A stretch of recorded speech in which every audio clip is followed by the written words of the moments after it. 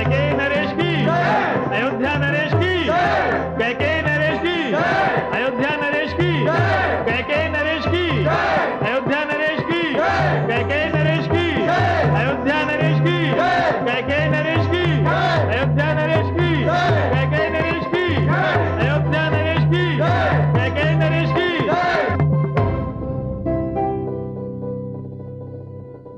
महाराजा दशरथ, अब कैकेयी राज्य आपका है, यह सिंहासन आपका है। मेरी आपसे विनती है कि आप इस सिंहासन पर विराजमान हों। धन्यवाद कैकेयी नरेश, किंतु यदि मैं इस सिंहासन पर बैठ गया तो मुझ में और लंकापति रावण में अंतर ही क्या रह जाएगा। किसी का राज्य और सिंहासन ले लेना, भले ही वो मित्रता के नाम पर क्यों ना हो, अनुचित और असभ्य कार्य है। यह सिंहासन आपको आपकी प्रजा का उपहार है राजन। इस पर आपके अतिरिक्त और कोई नहीं बैठ सकता। मैं यहां इस सिंहासन की रक्षा के लिए आया था, इस पर बैठने के लिए नहीं। कृपया इस सिंहासन पर विराज कर इसकी शोभा बढ़ाइए।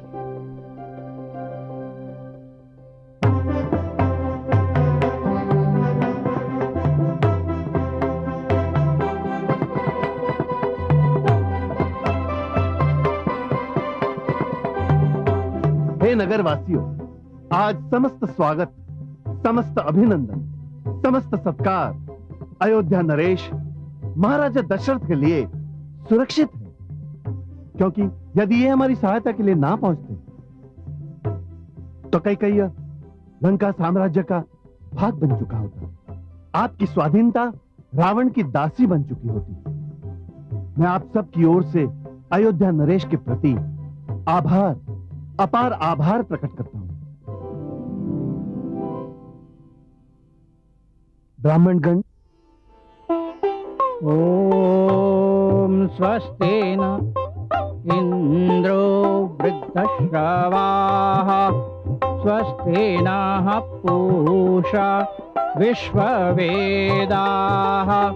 स्वस्ति नस्तार्क्ष्यो अरिष्टनेमि स्वस्ति नो बृहस्पतिर्दधातु।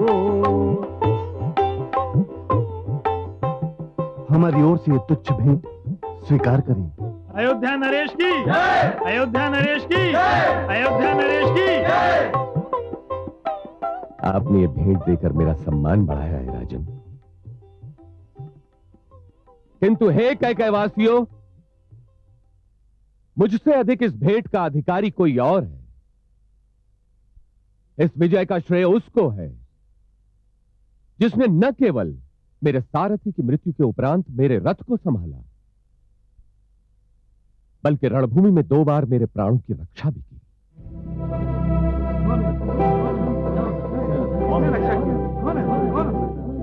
आपको आश्चर्य हो रहा होगा कि मैं किसके विषय में कह रहा हूं। तो हे कैकेयीवासियों, मेरी सारथी, मेरी प्राण रक्षक कोई और नहीं, आपके अपने देश कैकेयी की वीरांगना राजकुमारी कैकेयी है।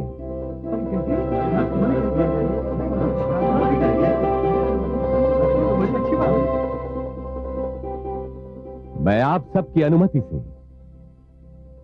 ये भेंट, ये उपहार उनकी सेवा में प्रस्तुत करता हूं, क्योंकि इसकी सर्वप्रथम अधिकारी वही है।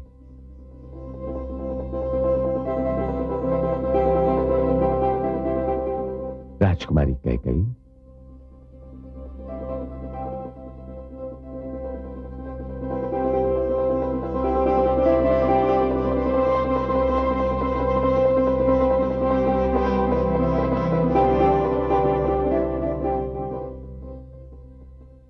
ये भेंट स्वीकार कीजिए।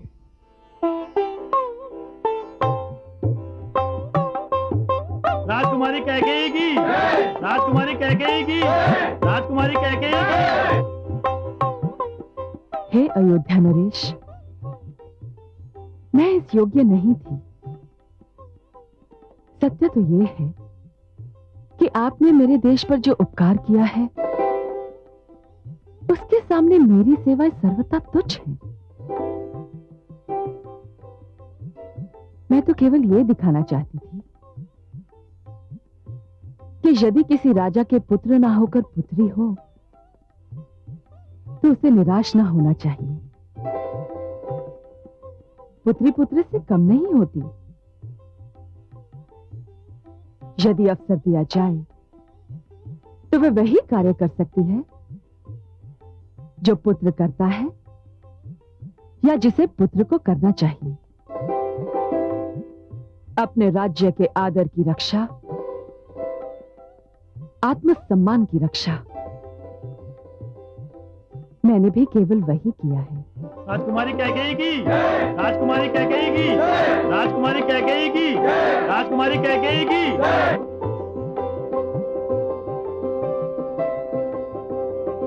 हे कैकेयी नरेश, राजकुमारी और समस्त अतिथिगण, अब आपके राज्य पर कोई कुदृष्टि नहीं डाल सकता। रावण को उसके दुस्साहस का दंड मिल चुका है। अब आप अपना राजकाज संभालिए और मुझे अयोध्या जाने की अनुमति दीजिए। ये कैसे संभव है महाराज? यदि आप इतनी शीघ्र चले गए तो अतिथि सम्मान की भावना तो हमारे मन में ही रह जाएगी। आपको कुछ दिनों तक ठहरना होगा। मैं अवश्य ठहरता कैकेयी नरेश, किंतु अयोध्या मेरी राह देख रही है और मुझे भी अयोध्या से दूर रहने का अभ्यास नहीं। प्रभु से मेरी यही प्रार्थना है कि कैकेयी और अयोध्या की मित्रता सदा बनी रहे। मुझे कैकेयी की सुंदरता सदा स्मरण रहेगी।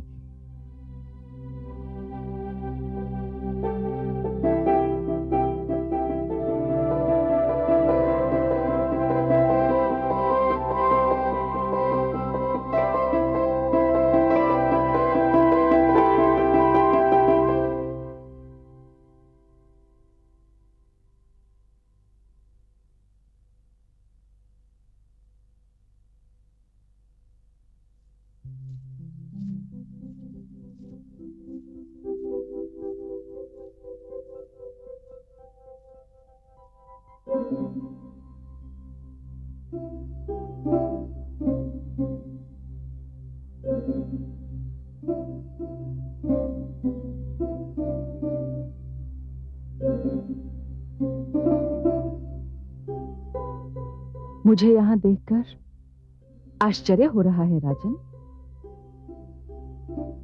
मैं आपको आपकी विजय की बधाई देने आई थी। मेरी विजय? क्या ये केवल मेरी विजय थी राजकुमारी कैकेयी? ये तो सबकी विजय थी और सबसे अधिक आपकी। नहीं राजन, विजेता तो केवल आप हैं। मैं तो हार चुकी हूं, बहुत कुछ हार चुकी हूं। हार चुकी?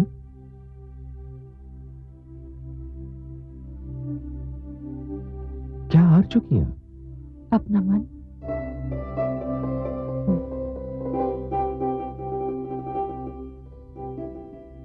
आपने युद्ध ही नहीं, मेरा मन भी जीत लिया है।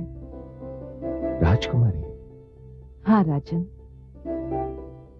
रीति यही है कि जो हारता है वो अपना जीवन विजेता के चरणों में समर्पित कर देता है।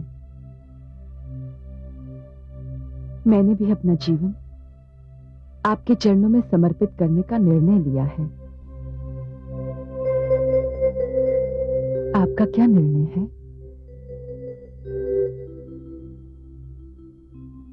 मेरा निर्णय? इतनी सुंदर वीरांगना का निर्णय अस्वीकार करना वीरता और सौंदर्य दोनों का अपमान होगा।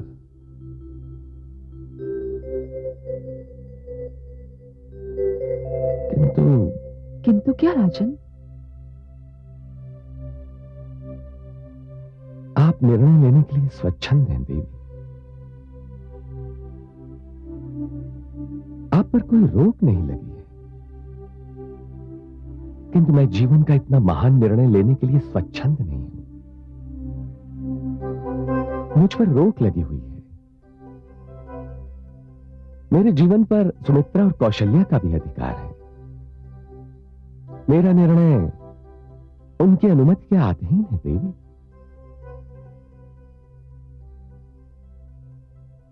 मुझे विदा दें देवी।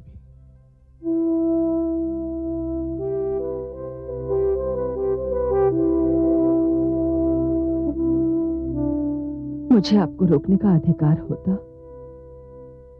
तो मैं अवश्य कहती, कुछ दिन रुक जाइए और मेरे जीवन को अपनी सुहानी स्मृतियों की सुगंध से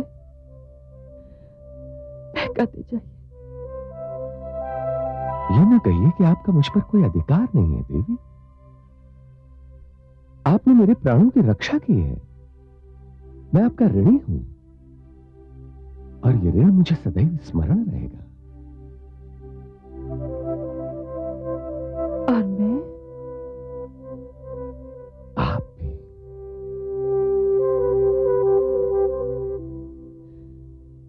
राजन, मेरी एक विनती मान ले। कहिए। अयोध्या पहुंचकर ये मत भूल जाइएगा कि कैकेयी में कोई आपकी प्रतीक्षा कर रहा है। न मैं ये भूलूंगा कि कैकेयी में कोई मेरी प्रतीक्षा कर रहा है, और न ये भूलूंगा कि कौन मेरी प्रतीक्षा कर रहा है।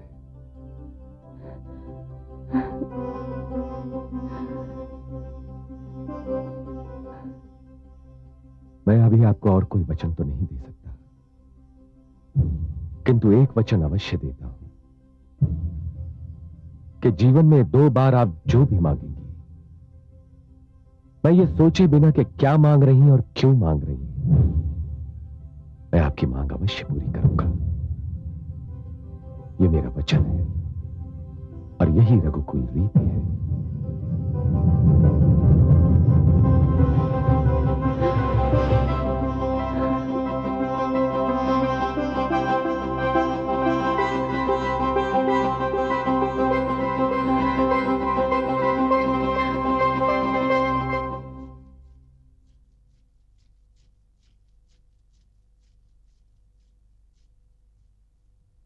महाराज युद्धभूमि से पधार रहे हैं। महाराज पधार रहे हैं। महाराज के स्वागत की तैयारी की जाए।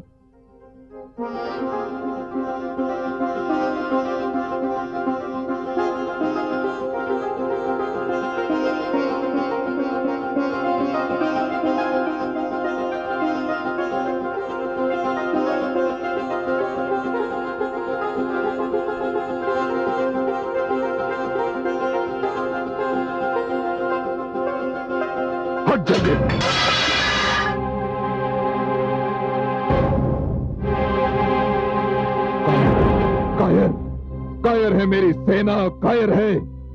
मैं पुकारता रहा और वो युद्ध भूमि से भाग खड़ी हुई और मुझे 2 साधारण राजाओं से पराजित होना पड़ा। मुझे लंकापति रावण को अपमान, घोर अपमान, घोर अपमान।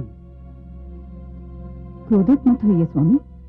कदाचित दूसरे के राज्य को हड़पने का निर्णय ही अनुचित। कैसे अनुचित था? अपने राज्य का विस्तार करना हर राजा का धर्म होता है। नहीं स्वामी, अपने राज्य की समृद्धि और अपनी प्रजा के सुख का ध्यान हर राजा का लक्ष्य होना चाहिए, और धर्म भी। शांत रहिए महारानी, शांत। आप भी वही भाषा बोल रही हैं जो अयोध्या नरेश दशरथ बोल रहा था। मैं अयोध्या नरेश दशरथ को नहीं जानती। मैं ये भी नहीं जानती कि वो क्या कह रहे थे। स्वामी, सत्य जिस भाषा में भी बोला जाए वो सत्य ही होता है, और उसे मान भी लेना चाहिए। नहीं, उसे मान लेने का अर्थ होगा मानव सभ्यता के सिद्धांतों को मान लेना। उसे मान लेने का अर्थ होगा असुर सभ्यता की पराजय स्वीकार कर लेना। नहीं नहीं महारानी मंदोदरी, नहीं। मैं अपने रक्त में घुले हुए अपनी असुर माता के दूध का तिरस्कार नहीं कर सकता। मैं असुर सभ्यता का विस्तार करना चाहता हूं, मैं असुर नीति का विस्तार करना चाहता हूं। मैं मृत्यु को अपनी शैया के हथे से बांधकर सदा सदा के लिए उसे अपना दास बना लेना चाहता हूं। मैं महारानी मंदोदरी, मैं रावण ये करूंगा और करके ही रहूंगा।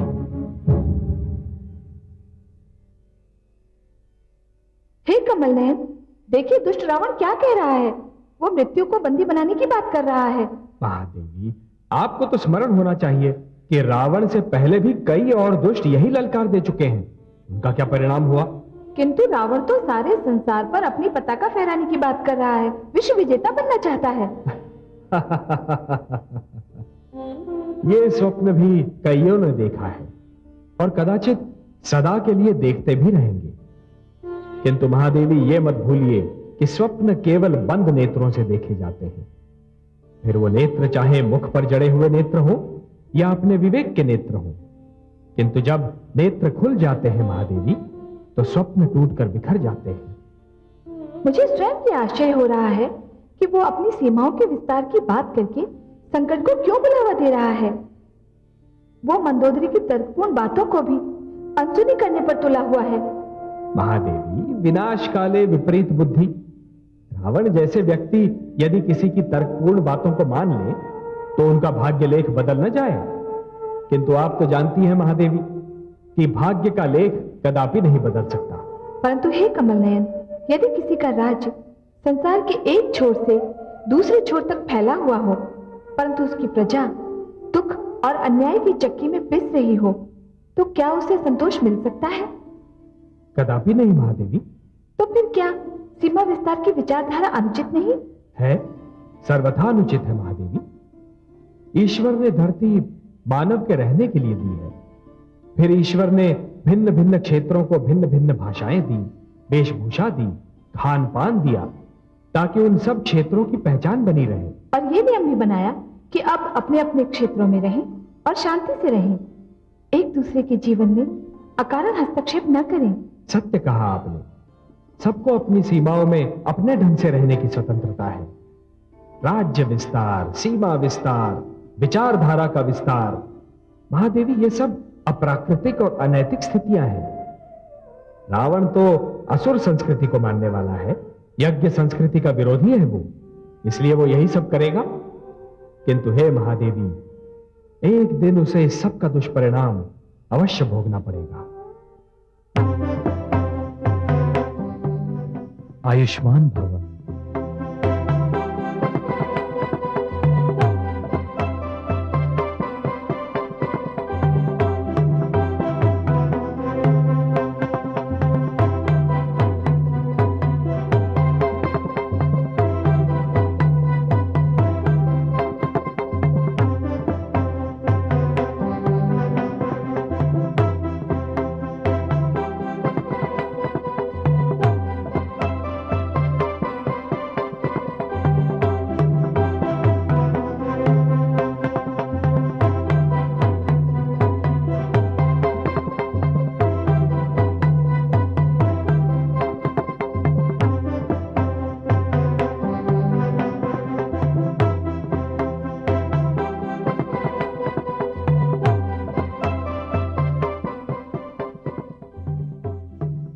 विजय की बहुत बहुत बधाई हो स्वामी।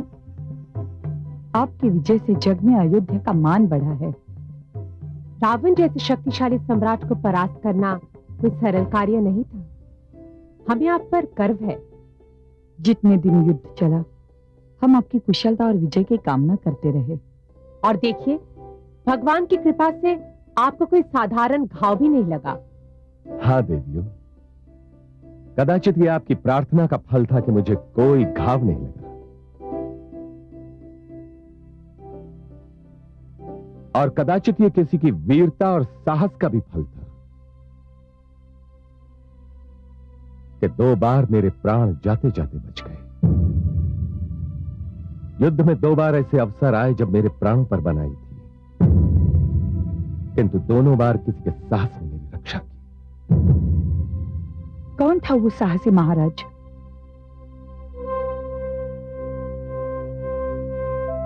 वो सारथी जिसने मेरे सारथी की मृत्यु के उपरांत मेरा रथ संभाला था। हम उस सारथी के आभारी हैं। वो सारथी अवश्य ही कोई बहुत बड़े पुरस्कार के योग्य है। क्या उसने आपसे कोई पुरस्कार मांगा महाराज?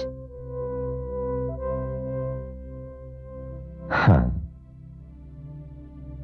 मांगा तो था। आप तो महादानी हैं।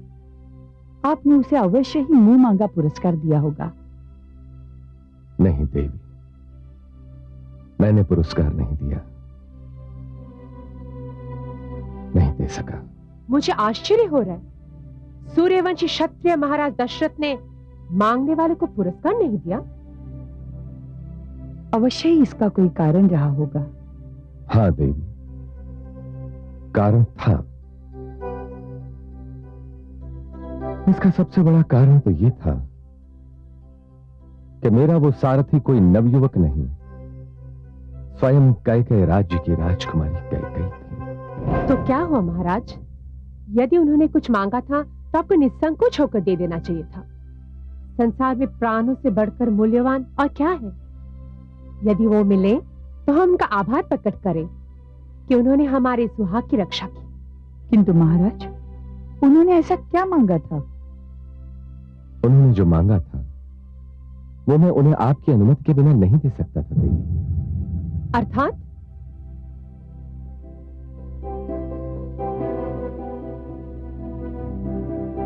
उन्होंने अपने लिए सुहाग सिंदूर मांगा था। राजकुमारी कैकेयी ने मेरे सम्मुख पाणी ग्रहण का प्रस्ताव रख दिया। मैं ये पुरस्कार उन्हें आपकी अनुमति के बिना कैसे दे सकता था? ये मेरे अधिकार के बाहर की बात थी।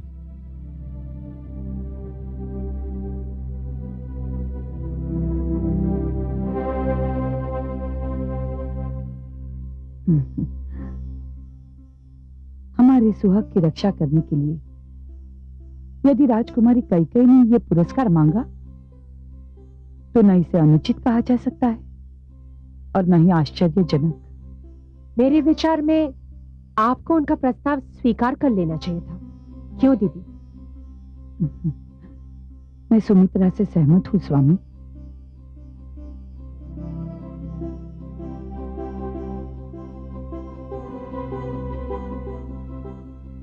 मेरे विचार से आप दोनों पतिव्रत धर्म और भावुकता के आवेश में आकर ऐसा कह रही हैं। कदापि नहीं महाराज। स्वामी, रघुकुल को कब से एक उत्तराधिकारी की आवश्यकता है। इस विशाल भवन को भी कब से एक कुलदीपक की आवश्यकता थी। इतने वर्ष बीत जाने पर भी न तो मैं और न सुमित्रा आपको वो कुलदीपक दे सके। कौन जाने आपका ये कुलदीपक राजकुमारी कैकेयी के भाग्य में लिखा हो। यदि राजकुमारी कैकेयी ने यह कुलदीपक प्रदान कर दिया तो अयोध्या में चारों ओर उजाला फैल जाएगा। मैं स्वयं राजकुमारी का हाथ मांगने के लिए पुरोहित भेजूंगी। अब जो होगा वो आप नहीं हम करेंगे स्वामी।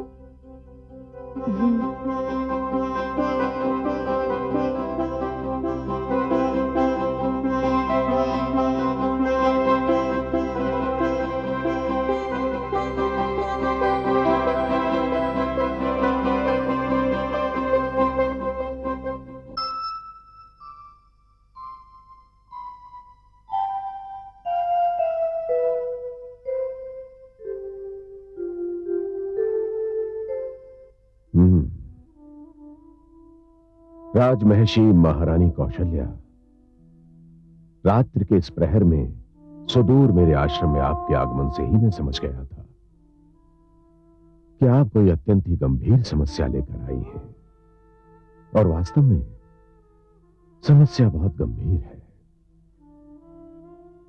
इसी कारण तो मैं आपसे मार्गदर्शन लेने आई हूं। महारानी कौशल्या, आप जिस विषय में मेरा मार्गदर्शन चाहती हैं उसमें आपका और महारानी सुमित्रा का विवेक ही मार्गदर्शन कर सकता है।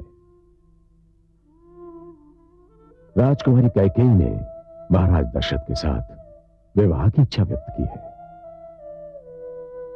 उनका जो भी निर्णय हो उसका प्रभाव आप पर और महारानी सुमित्रा पर ही पड़ेगा। यदि आप दोनों राजकुमारी कैकेयी के प्रस्ताव को उचित समझती हैं तो फिर मार्गदर्शन की आवश्यकता ही नहीं रह जाती। आप दोनों का निर्णय अनुपम है, महानता का द्योतक है। रघुकुल के लिए आपका यह त्याग सराहनीय है महारानी। धन्यवाद गुरुवर। बस एक कृपा और कर दें। कहिए।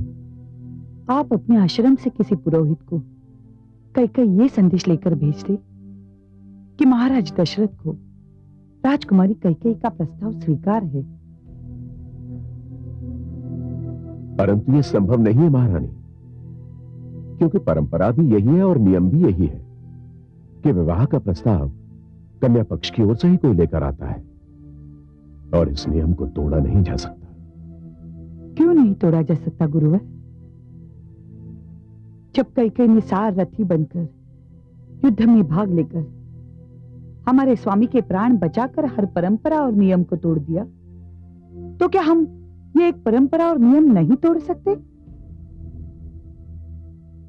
राजकुमारी कैकेयी ने महाराज दशरथ के सम्मुख ये प्रस्ताव रख दिया है। औपचारिकता के लिए क्या यही पर्याप्त नहीं है? आप जो भी कुछ कह रही हैं महारानी, वो सर्वथा तर्कसंगत है। तो गुरुवर, आप किसी पुरोहित को संदेश लेकर भेजेंगे ना? यदि आपका यही आग्रह है महारानी, तो मैं कल ही पुरोहित को संदेश देकर भेज देता हूं। गुरुवर, मैं आपकी आभारी हूं। मुझे आज्ञा दीजिए। आयुष्मती भव।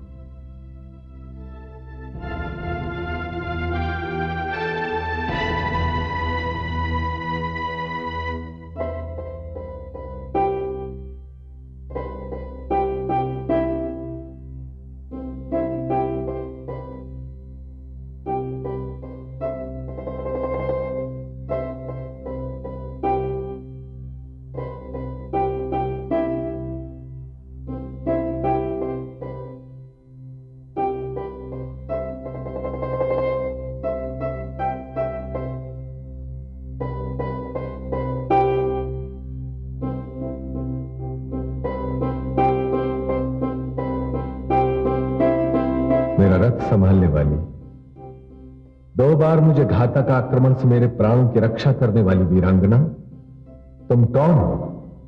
मैं कैकेयी नरेश की पुत्री कैकेयी हूं महाराज। धन्य है जिस जाति की पुत्रियां अपने अधिकारों की रक्षा के लिए डट जाए, उन्हें कोई पराजित नहीं कर सकता। मुझ पर रोक लगी हुई है। मेरे जीवन पर सुमित्रा और कौशल्या का भी अधिकार है। मेरा निर्णय उनकी अनुमति के अधीन है देवी।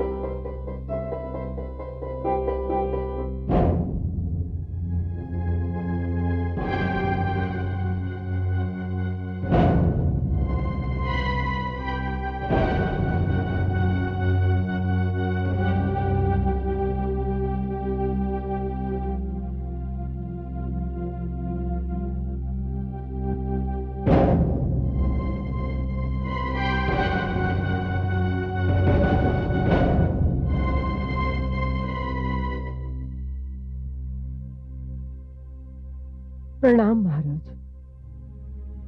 मंत्रा तुम? महाराज, असमय आने के लिए क्षमा चाहती हूं, परंतु मुझसे राजकुमारी की व्याकुलता देखी नहीं जाती। बचपन से उसे गोद में खिलाया है, उसे तनिक भी पीड़ा होती है तो मैं तड़पने लगती हूँ। मुझे तो बहुत चिंता हो रही है। इतनी रात बीत गई पर उसकी आंखों में नींद का नाम तक नहीं। उसके जागने का कारण मैं जानता हूं। मंत्रा, तुम तो जानती हो मेरी पुत्री मुझे अपने प्राणों से अधिक प्रिय है। मैं जानता हूं वो क्या है जिसने उसकी आंखों से नींद छीन ली है, किंतु मैं उसी के मुख से सुनना चाहता हूं।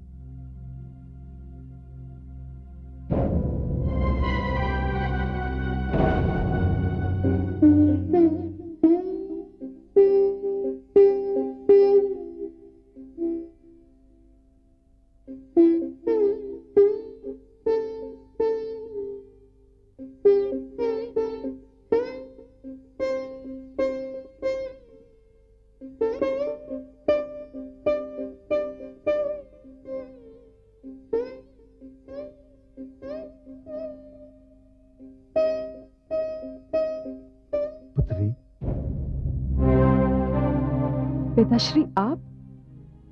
हाँ, मंत्रा ने मुझे बताया कि तुम अभी तक सोई नहीं, तो मैं पूछने चला आया कि क्या बात है। सब कुशल तो है ना? कुछ नहीं पिताश्री, बस यूं ही नींद नहीं आ रही थी। पुत्री, मैं तुम्हारा पिता हूं।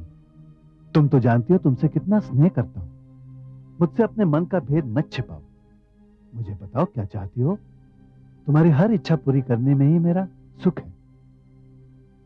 पिताश्री, कहो, मुझसे कहो क्या बात है।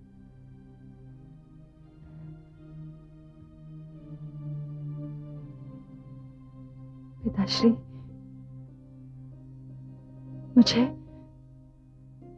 अयोध्या नरेश दशरथ। तुम्हें अयोध्या नरेश दशरथ भा गए हैं?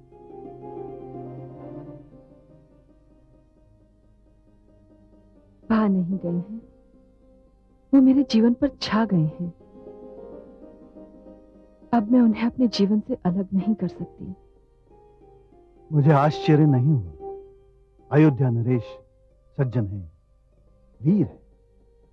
उन्होंने उस समय हमारी सहायता की जब कोई भी हमारी सहायता करने के लिए आगे नहीं बढ़ रहा था। मैं उन्हें संदेश भी भिजवा सकता हूं, किंतु पुत्री, किंतु मैं तुम्हें विश्वास नहीं दिला सकता कि वो हमारा संदेश स्वीकार कर लेंगे, क्योंकि मैं उनकी परिस्थितियां जानता हूं। वो परिस्थितियां मैं भी जानती हूं पिताश्री, परंतु मैं चाहूं भी तो अब उन्हें भूल नहीं सकती। मैंने अपना जीवन उनको समर्पित कर दिया है। यदि उन्होंने हमारा संदेश अस्वीकार कर दिया तो क्या तुम इस दुख को सह लोगी? हाँ पिताश्री, सह लूंगी, और ये भी वचन देती हूं कि यदि उन्होंने हमारा प्रस्ताव अस्वीकार किया तो मैं जीवन भर उन्हीं के नाम पर बैठी रहूंगी। ऐसा मत कहो पुत्री। मैंने अयोध्या नरेश को अपना पति स्वीकार कर लिया है। अब किसी और के लिए मेरे जीवन में कोई स्थान नहीं है।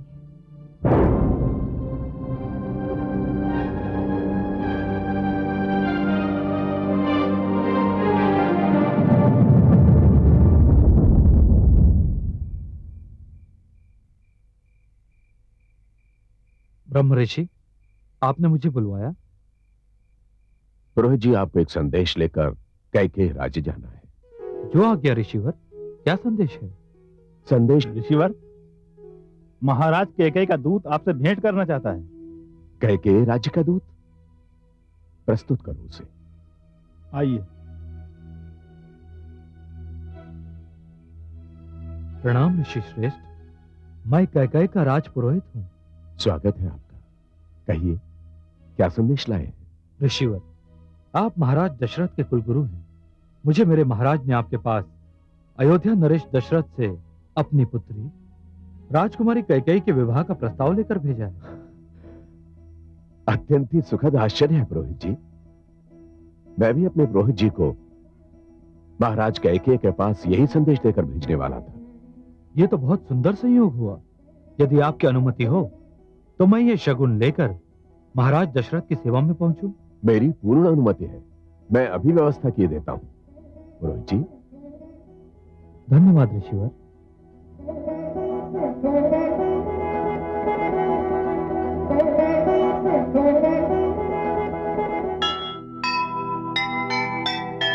कैकेयी के संदेश से फैला हर्ष अपार, मर्यादा ने पा लिया जैसे एक आधार। कैकेयी की आशा फली पाके अवध नरेश, धन्य अयोध्या हो गई, मिला मधुर संदेश, मिला मधुर संदेश।